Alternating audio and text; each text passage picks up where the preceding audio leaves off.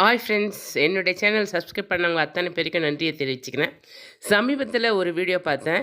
Sugar control பண்ணுறதுக்கு 5 கீரைகள் அப்படின்ட்டு. ஒரே சந்தோஷமாகிடுச்சு. ஏன் தெரியுங்களா?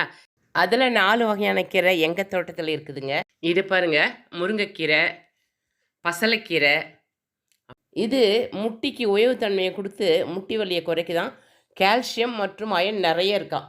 அடுத்ததாக வெந்தயக்கீரைங்க. இதையும் நம்ம வீட்டில் ஒரு ஸ்வீட் பாக்ஸ் இருந்தால் போதுங்க, பயிரிட்டலாம். அதிக இடம் தேவையில்லை. 2 பேர் தான் இருக்கிறாங்கன்னா இந்த ஸ்வீட் பாக்ஸ் கீரையே போதுங்க. அடுத்ததாக பொன்னாங்கண்ணி கீரைங்க. இந்த பொன்னாங்கண்ணி கீரைக்கு பெரிய இடம்லாம் தேவையில்லைங்க. 2 தொட்டி இருந்தால் போதும். முதல்ல இதில் தான் நான் பொன்னாங்கண்ணி கீரை வச்சுருந்தேன். எடுத்துகிட்டு பிரண்டை நட்டேன். ஆனால் அதில் வேர் இருந்தது பொழுது மீண்டும் மீண்டும் அது துளுத்துக்கிட்டே இருக்குது. அவங்க சொன்ன கீரையில் சிறுகீரை மட்டும்தாங்க இல்லை. எங்கள் வீட்டில் முடக்கருத்தான், மூக்கரட்டை, பருப்பு கீரை, புதினா, வல்லாரக்கீரை, நஞ்சுண்டான் கீரையெல்லாம் இருக்குங்க.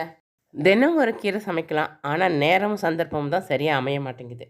இப்போ நீங்கள் பார்த்த கீரையெல்லாம் மண் தரையில் தான் வைக்கணுன்றது இல்லைங்க.